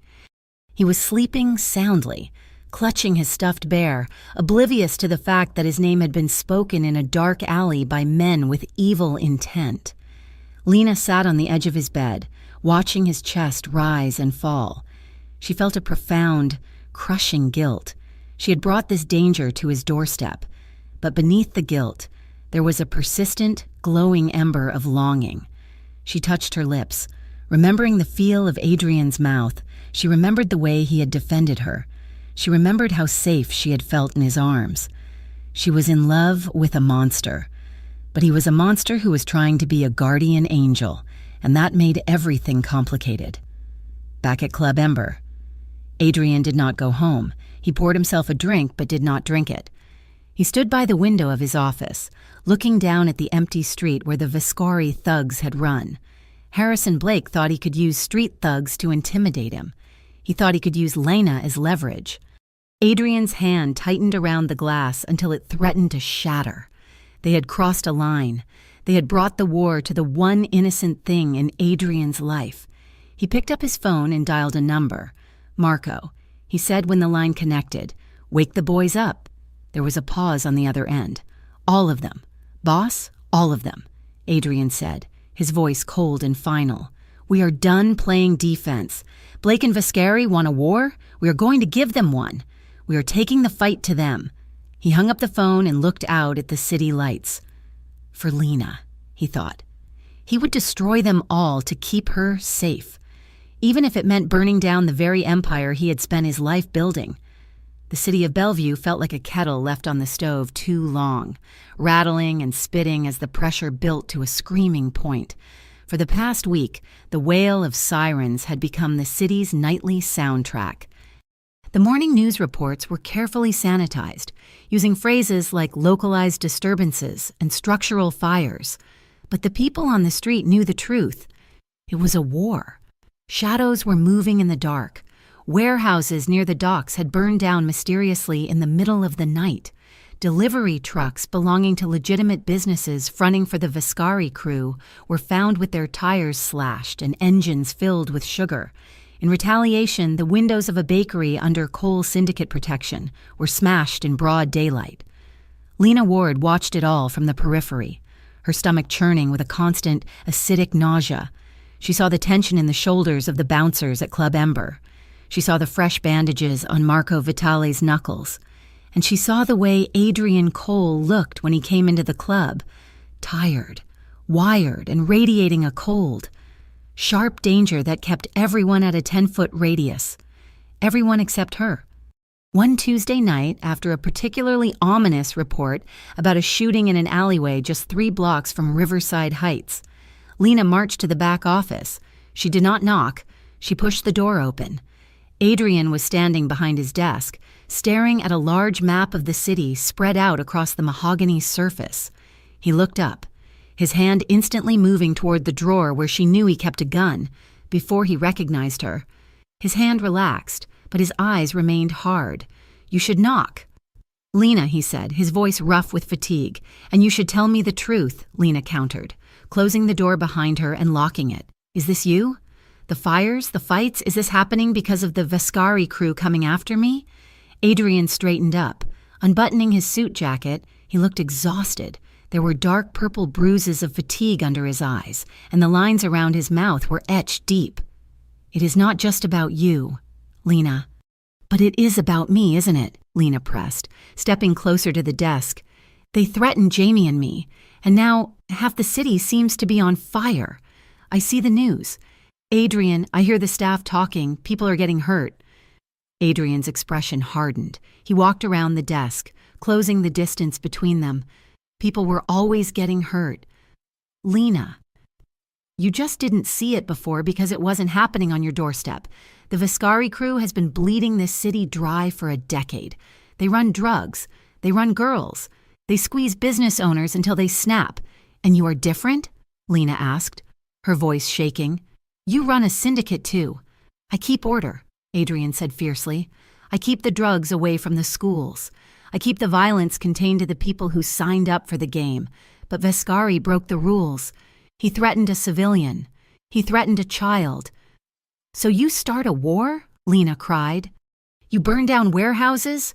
What if someone was inside? I checked, Adrian said, his voice dropping to a lethal whisper. The buildings were empty. I am surgical. Lena, they are butchers. There is a difference. I do not want to be the reason for a war. Adrian, I do not want to be the reason men are bleeding in alleys. You are not the reason, Adrian shouted back, the sudden volume making Lena jump. He stopped, taking a deep breath to steady himself. He reached out, gripping her upper arms gently but firmly, forcing her to look at him. You are not the reason, Lena. You are just the line in the sand. They wanted to take everything. They wanted the docks. They wanted the district. And they thought they could use you to break me. If I let them hurt you, I'm not a boss anymore. I am nothing. Lena looked up at him, seeing the raw conflict in his eyes. He was a violent man trying to justify his nature to a woman who hated violence. But beneath the anger, she saw the terror, the fear of losing her. It is too much. Adrian, she whispered. It is the only way I know how to keep you safe, he replied, his thumbs brushing against the fabric of her sleeves. I cannot change who I am. Lena, I can only choose who I fight for, and I am choosing you. The argument ended in a stalemate, but the air between them had shifted. Lena could no longer pretend she was an innocent bystander. She was the catalyst. 2 days later, the war came to her front door, not with fire, but with bureaucracy. Lena returned from a shift at the diner to find a bright orange sticker plastered to the front door of the Riverside Heights building, condemned. Her heart stopped. She ripped the sticker off, reading the small print. Structural instability, foundation cracks, immediate vacancy required within 7 days. It was a lie. The building was old and run down. Yes, but the foundation was solid stone. This was Harrison Blake. He had pulled strings at the city inspector's office. He was bypassing the courts and using the city's own safety codes to throw 20 families onto the street. Lena ran up the stairs, clutching the paper. She found Mrs. Higgins crying in the hallway, packing a suitcase with shaking hands. They say the roof is going to collapse. Mrs. Higgins sobbed, Where am I going to go? Lena, I have nowhere to go. Lena held the old woman, fury rising in her throat like bile. It was a cold, suffocating rage. She looked at Jamie's door. If they were kicked out in 7 days, they would be in a shelter. Jamie's asthma would flare up. He would lose his school. The system was broken. The law was broken. Harrison Blake had bought the referees. Lena realized then that playing by the rules only worked when the other side played by them, too. She went into her apartment, grabbed her purse, and walked back out. She took a taxi straight to Club Ember. It was the middle of the afternoon, and the club was closed. She banged on the back door until Marco opened it. Where is he? Lena asked. Marco looked at her face, pale, determined, scary in its own right, and stepped aside. Upstairs, Lena marched up to the office. Adrian was on the phone, but he hung up the moment he saw her. Lena, what is wrong? She slammed the orange condemnation notice onto his desk. They are kicking us out. 7 days. They falsified an inspection report. Adrian picked up the paper, reading it quickly. His jaw tightened until a muscle jumped in his cheek. Blake, he muttered. I cannot stop this. Adrian, Lena said, her voice devoid of the hesitation she had held onto for so long. I went to the tenant meetings. I signed the petitions. I spoke to your lawyer, but he bought the city inspector. She took a breath, looking him in the eye. You said you could fix it. You said you could pressure him. Adrian went still. He looked at her carefully. You told me not to involved. You told me you wanted to stay clean. I am not clean, Lena said, her voice cracking. I am drowning. And if I drown, Jamie drowns with me. I do not care about my pride anymore. I care about my home. She leaned her hands on the desk, leaning in. Make him stop. Adrian, please. Adrian stood up slowly. He walked around the desk and took her hand. He did not say, I told you so. He did not gloat. Go home, Lena. Pack a bag just in case. But do not leave the apartment. What are you going to do? I am going to have a business negotiation. The office of Blake Development Group was on the 40th floor of a glass tower that overlooked the very neighborhoods Harrison Blake was trying to bulldoze. Harrison Blake sat behind a desk made of glass and chrome, smiling that practiced, shark-like smile that looked good on billboards. Mr. Cole, he said, not standing up. To what do I owe the pleasure? I usually do not do business with your type. Adrian Cole sat in the chair opposite him. He did not relax. He sat with the coiled stillness of a viper. He was wearing his most expensive suit, looking every inch the legitimate businessman, but the air around him was heavy with menace. We have a mutual interest, Harrison. Riverside Heights? Harrison chuckled, tapping a gold pen on the glass desk.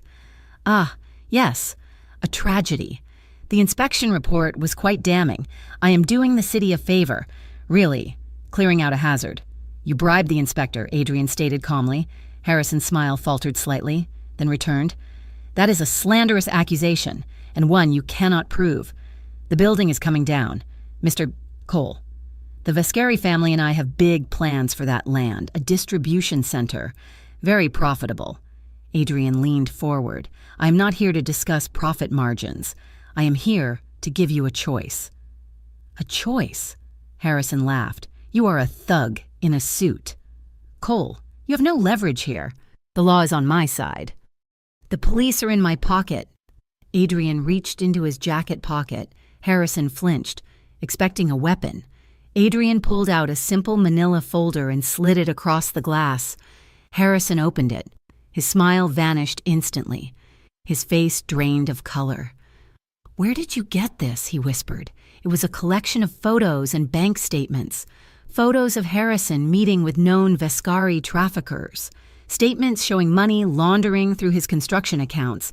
And most damningly, proof of an offshore account that Harrison had been hiding from his wife and the IRS. You think the police are in your pocket? Adrian asked softly. Maybe, but the IRS? The FBI? They are harder to buy. And the Vascari crew, they do not like it when their partners skim off the top. Adrian pointed to a highlighted line on a bank statement. You are stealing from Vascari. Harrison, 10% of every wash. If I send this folder to Vascari, you will not go to jail. You will go missing. Harrison was trembling now. He dropped the folder as if it were burning. What do you want? He choked out. I want the condemnation order rescinded. Today. I want a 10-year freeze on any development in Riverside Heights, and I want you to transfer the ownership of the building to a blind trust that I control. That will cost me millions. Your life is worth more than millions, isn't it?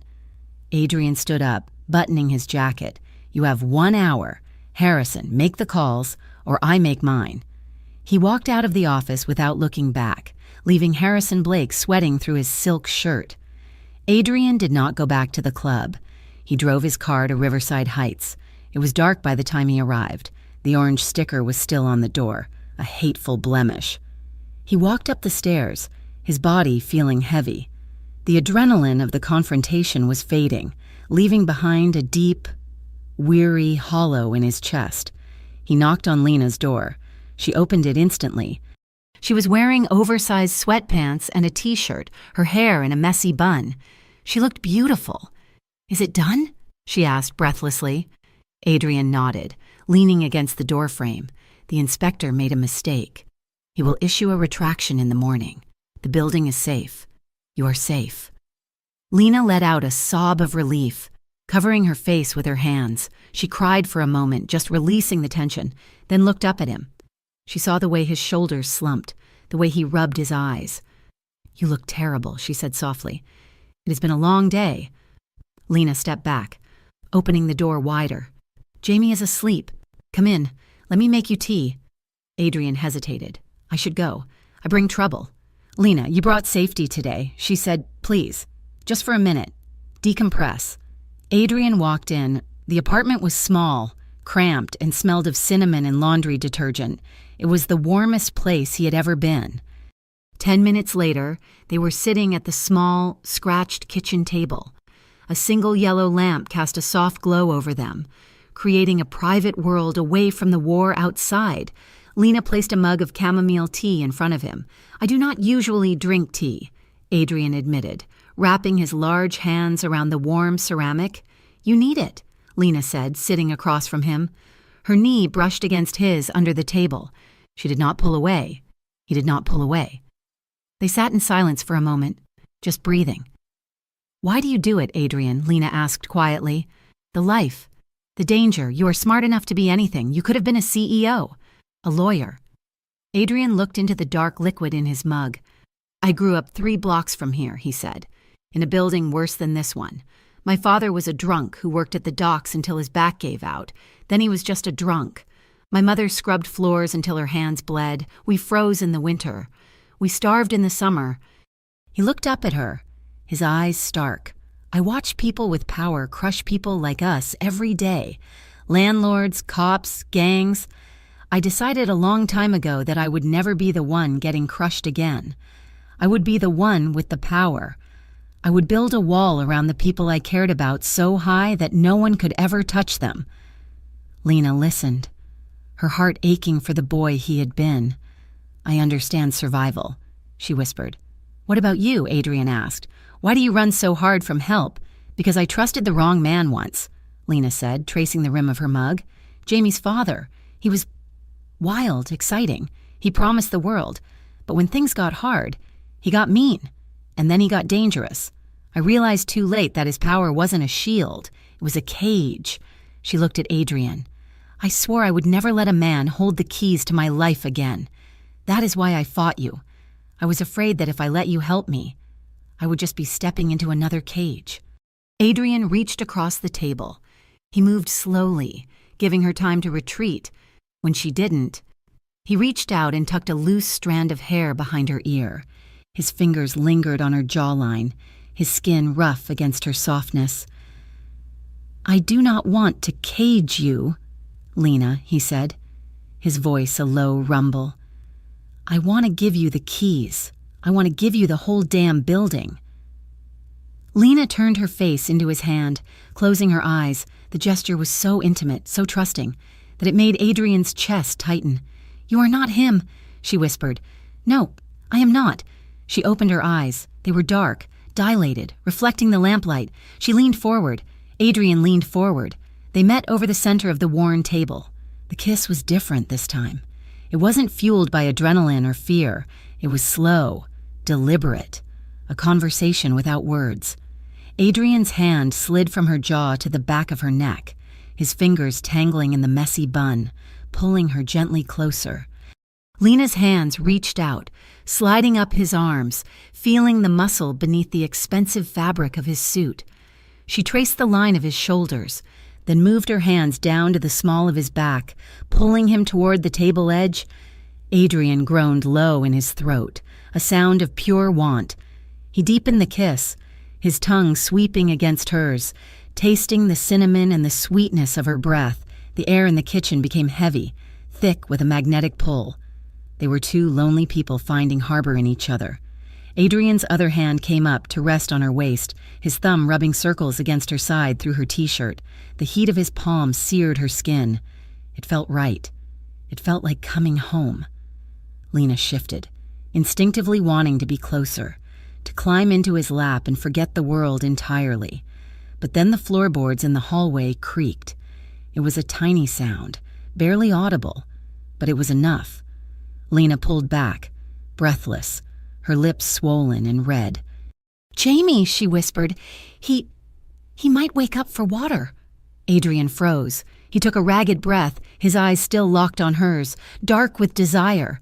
But the steel control slammed back into place. He respected the boundary instantly. He did not push. He did not complain. He rested his forehead against hers, closing his eyes. "Right," he murmured. "Jamie." They stayed like that for a moment, foreheads touching, breathing the same air. Lena's hands were still on his waist. His hand was still in her hair. "You should go," Lena whispered, though every cell in her body wanted him to stay. "I should." Adrian agreed. He pulled back slowly, reluctantly untangling his fingers from her hair. He stood up, straightening his jacket, though his eyes never left her face. "Lock the door behind me. Lena, I always do." He walked to the door, then paused. He looked back at her sitting at the kitchen table, bathed in the yellow light, looking disheveled and thoroughly kissed. "Sleep well, Lena." "You too. Adrian, he left." Lena locked the deadbolt, the sound echoing in the quiet apartment. She leaned her back against the door, touching her lips. The war outside was still raging. Harrison Blake was still a threat. The Vescari crew was still out for blood. But for the first time in a long time, Lena did not feel alone in the fight. She felt cherished. And as she turned off the kitchen light, she knew that there was no going back. She had invited the wolf into her kitchen, and she had fallen in love with him. And she would fight alongside him to keep this fragile, beautiful thing they were building from burning down. Part 6. The endgame began not with a roar, but with a calculated whisper. Harrison Blake and the Vescari leadership had realized that brute force was not enough to break Adrian Cole. Adrian was too entrenched, too smart, and too willing to burn his own assets to deny them a foothold. So they changed tactics. They stopped attacking his soldiers and started attacking his freedom, a warehouse on the edge of the industrial district, one that ostensibly belonged to a shell company of the coal syndicate, exploded in the middle of the night within hours. Anonymous tips flooded the police department, claiming the warehouse was a distribution hub for illegal arms and that Adrian Cole had ordered the arson to destroy evidence. It was a frame-up, crude, but effective. Lena watched the news from her living room floor, her back pressed against the sofa, folding Jamie's laundry. The screen showed grainy footage of flames licking the night sky. The reporter spoke of a violent escalation and imminent warrants. A knock at the door made her jump. It was not the rhythmic, confident knock of Adrian. It was sharp and authoritative. Lena approached the peephole. A woman stood there. She wore a beige trench coat and a badge clipped to her belt. Lena opened the door chain, keeping the gap narrow. "Can I help you?" "Lena Ward?" the woman asked. Her eyes were tired but sharp, scanning Lena's face for weakness. "I am Detective Aaron Hale. I would like to have a conversation with you about your employer." "I have nothing to say," Lena said, her heart hammering against her ribs. "I think you do," Hale said, leaning in slightly. "I know about the eviction notices. I know about the nebulizer. I know he pays your rent. I also know that the Vescari crew has been asking around about your son's school schedule." Lena went cold. She undid the chain and opened the door. "Come in." They sat at the kitchen table, the same table where Adrian had held her face in his hands just nights before. Detective Hale placed a folder on the table. "We've been building a RICO case against Adrian Cole for 5 years, Hale said bluntly. "He's smart. He isolates himself. But this war with Vescari is making him sloppy. We're going to take him down. Lena, it is not a matter of if, but when." "Why are you telling me this?" Lena asked, gripping her hands together in her lap. "Because when he goes down, the protection he provides you vanishes. The Vescari crew will not care that he is in handcuffs. They will still want to send a message." Hale pushed the folder toward her. "Help us. Tell us where he keeps his ledger. Tell us about the meetings he takes in the back office. If you cooperate, we can put you and Jamie in witness protection.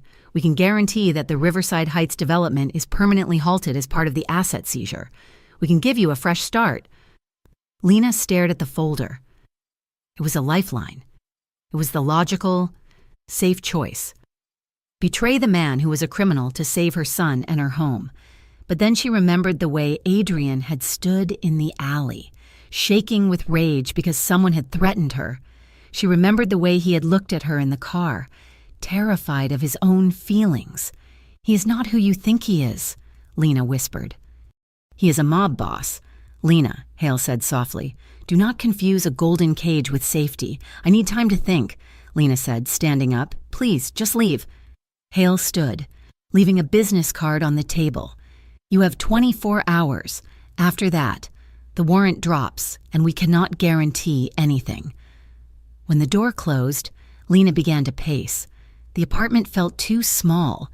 She walked from the kitchen to the bedroom, watching Jamie sleep. He looked so peaceful, his chest rising and falling rhythmically. Aided by the machine Adrian had bought, she was torn in two. On one side was the law, morality, and a guaranteed future. On the other side was Adrian. He had done terrible things. She knew that, but he had also been the only person in her life who had kept his promises. He had not just thrown money at her problems, he had thrown himself in front of them. "I cannot do it," she whispered to the empty room. "I cannot be the knife in his back." Her phone buzzed. It was a text from Adrian. "Pack a bag. Now. I'm 5 minutes away." Panic spiked in her chest. Had he known she spoke to the police? When she opened the door 5 minutes later, Adrian did not look like a man who suspected betrayal. He looked like a man who was terrified. "We have to go," he said, stepping inside and locking the door behind him. He was wearing a dark jacket, his eyes scanning the apartment as if expecting assassins to burst from the cupboards. "Adrian, what is happening? My source in the Vescari camp just called," Adrian said, his voice tight. "They are not waiting for the police to arrest me. They are planning to grab you and Jamie tonight. They think if they have you, I will sign over the territory to stop the warehouse investigation." Lena felt the blood drain from her face. "Jamie is sleeping," she stammered. I cannot just wake him up and run. This is his home. This is not a home right now. Lena, it is a target." He grabbed her shoulders, his grip desperate. "Please, Lena. Trust me. I have a safe house. It is in the suburbs. It is off the books. No one knows about it except Marco. Just for a few days, until I finish this." Lena looked at him. She saw the fear in his eyes, not for himself, but for her. "Okay," she breathed. "Okay." They woke Jamie gently, telling him they were going on a surprise vacation.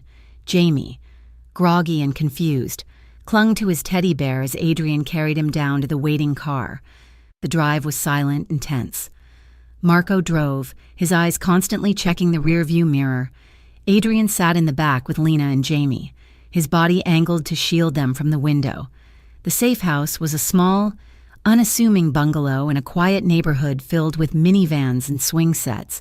It looked incredibly, painfully normal. Inside, it was clean but sparse. Marco stayed outside to stand guard. Adrian locked the door and turned to Lena. "You are safe here," he said, letting out a long breath. He showed Jamie to a bedroom that had a bunk bed. Once Jamie was settled and asleep again, Lena walked into the small living room. Adrian was sitting on the beige sofa, his head in his hands. He looked stripped raw.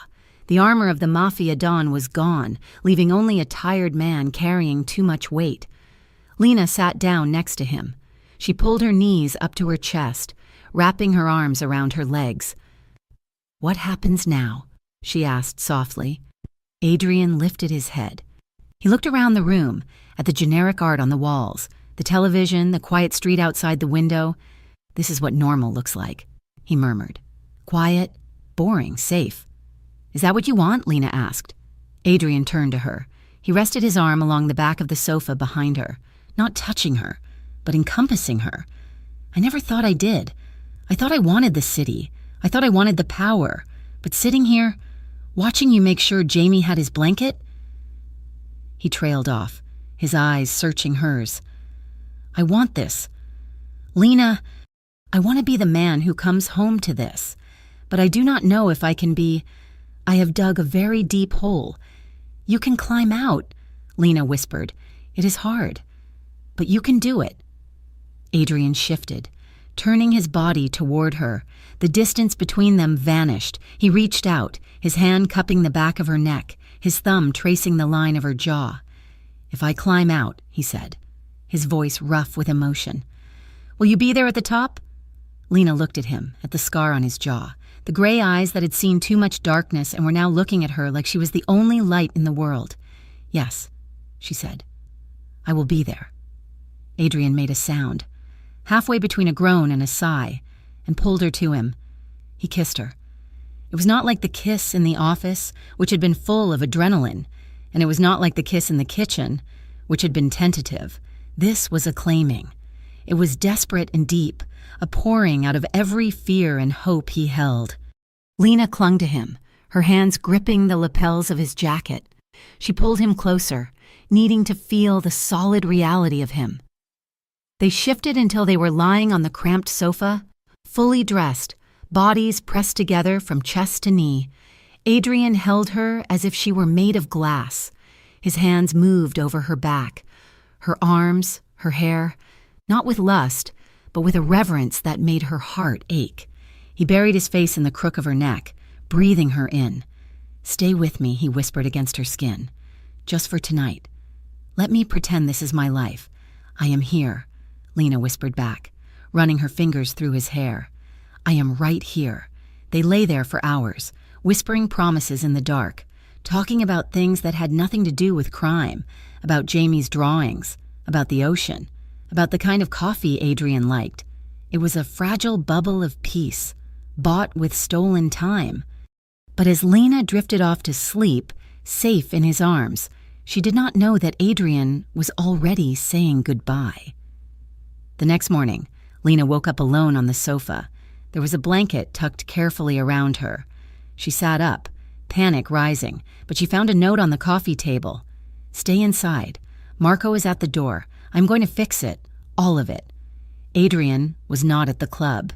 He was sitting in a diner booth, not Lena's diner, but a roadside stop on the highway. Detective Aaron Hale slid into the seat across from him.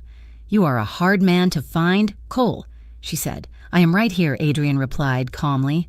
He took a sip of his black coffee.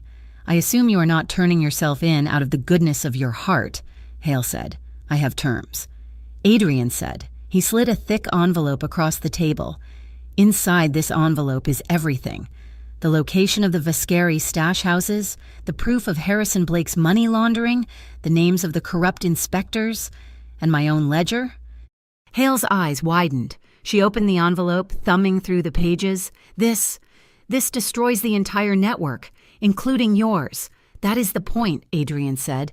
"I am dismantling the Cole Syndicate." "Effective immediately." "Why?" Hale asked, looking at him with genuine confusion. "I want guarantees," Adrian said, his voice steely. "Lena Ward and her son are strictly off limits. They get full protection. The Riverside Heights building is transferred to a trust for the tenants, and the development project is killed. And Harrison Blake and the Vascari brothers go to prison for life. And for you?" Hale asked. Adrian looked out the window at the gray sky. "I will plead guilty to the racketeering charges. But the arson? That was Vascari. I want that charge dropped, and I want a reduced sentence in exchange for my cooperation and the dismantling of the organization." Hale considered it. It was the biggest win of her career. She would take down 2 crime families and a corrupt developer in one stroke. 10 years. She said, "With parole in 5 if you behave. Make it 7 out in 4. Adrian countered. "And I want federal placement, somewhere far away from Vascari's reach." "Done," Hale said. Adrian finished his coffee. "The Vascari crew is hitting the South Warehouse at noon. They think I will be there. We will be waiting," Hale said. The warehouse raid was chaos. The Vascari crew rolled up in 3 vans, heavily armed, expecting to find Adrian cornered. Instead, they found a battalion of SWAT officers. Flashbangs detonated, turning the warehouse into a blinding white haze. Gunfire erupted, but it was short-lived. The Vascari men realized they were outgunned and outmaneuvered. They threw down their weapons. From a high vantage point on a catwalk, Adrian watched. He saw the Vascari brothers being cuffed and dragged away. He saw the empire he had fought the rivals for crumbling into dust. He felt lighter than he had in 20 years. Detective Hale walked up the metal stairs, flanked by 2 officers. "It is time." "Adrian," she said.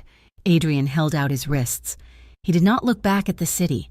He thought of a small bungalow in the suburbs, and a woman sleeping on a beige couch. "Tell her I kept my promise," Adrian said as the cuffs clicked shut. Lena found out from the news. She was still at the safe house when the report flashed across the screen. Massive organized crime bust, Adrian Cole.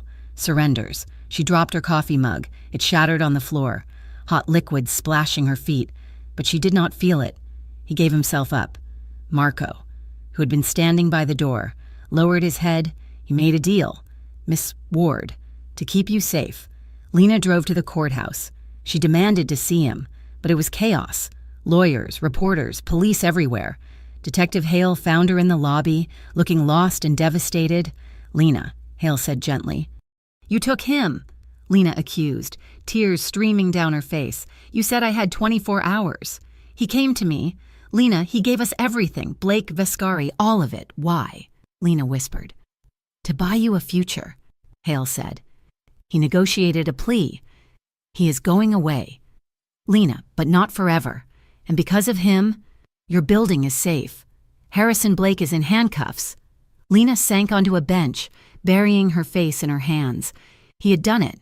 He had climbed out of the hole, just like she said, but he had pulled the ladder up behind him so she wouldn't be dragged down. 6 months later, the visiting room of the Federal Correctional Facility was stark and white. The tables were bolted to the floor. Lena sat at table 4. She was wearing a new dress, blue like the sky. Jamie sat next to her, swinging his legs, drawing in a sketchbook. The door buzzed open. Adrian walked in. He looked different. He was wearing a beige jumpsuit, not a suit. His hair was a little longer. He looked tired, but the tension that had always defined him, the constant looking over his shoulder, was gone. He sat down across from them. Hi, he said softly. Hi, Jamie said brightly. I drew you a picture. It is a bridge. Adrian smiled. Taking the paper, it is a strong bridge. Jamie, good foundation. He looked at Lena. His eyes were hungry, drinking in the sight of her. You look good. Lena, he said, and you look rested, she replied, her voice thick. I am learning to sleep without a gun under my pillow, Adrian said dryly. It takes some getting used to. They sat in silence for a moment, the air between them charged with everything they could not say in front of the guards. Hale told me about the deal, Lena said, about the building. We are renovating. The trust you set up, it is paying for new plumbing, new windows. That is good, Adrian said. That is good. Lena reached across the table. She ignored the guard's watchful eye. She placed her hand flat on the table, palm up. Adrian hesitated, then placed his hand over hers. His skin was warm, familiar. 4 years, Lena whispered. Hale said you could be out in 4. That is a long time. Lena, you do not have to. I will be there. She interrupted him. Her voice was fierce. I told you I would be there at the top when you climbed out. I meant it. Adrian's fingers tightened around hers. His eyes shone with a raw, naked hope. I am going to work in the library here, he said. I am getting a degree, engineering. Lena smiled through her tears.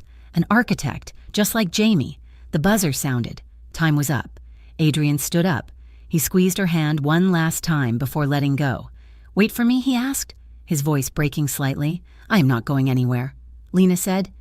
She watched him walk back through the heavy steel doors. He looked back once, just before the door closed, and gave her a small, private nod. 3 years and 8 months later. The courtyard of Riverside Heights was unrecognizable. The cracked pavement was gone, replaced by green grass and a playground. The brick facade of the building had been pointed and cleaned. Lena sat on a bench, watching Jamie, now almost 11, playing soccer with the neighbor kids. The autumn air was crisp. She looked down at the letter in her lap. The handwriting was familiar, sharp and angular. Lena. The parole board approved the release date, Tuesday. I have a job lined up with a construction firm in the city. Entry level. Hard hats and steel-toed boots. It is a long way from the corner office, but it is honest. I still dream about that night at the safe house. It is the only thing that kept me sane in here. The thought of normal. I hope you still have that tea. I'm going to need a cup. Alina folded the letter and pressed it to her heart. She looked up at the sky. The sun was setting, casting a golden glow over the city. The war was over. The monsters were gone. She remembered the night in the club, the rain, the fear, and the man who had slid a plate of food toward her and told her to sit closer. She smiled, a genuine, radiant smile that reached her eyes. She stood up and called out to her son, "Come on, Jamie, we have to go to the store. We need to buy chamomile tea." Jamie ran over, breathless. "Is he coming home?" Jamie asked. "Yes," Lena said, taking her son's hand. "He is coming home." And this time, she knew. When he asked her to sit closer, she wouldn't hesitate. She would be right there, building a life on a foundation that was finally, unshakably strong. Thank you so much for listening to this story. It has been a journey of danger, sacrifice, and love with Lena and Adrian.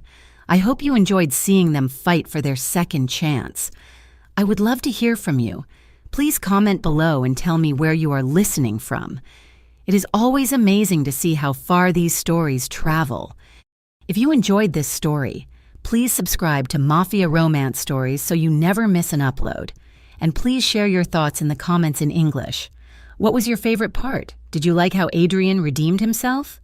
Thank you for your support, and I will see you in the next story.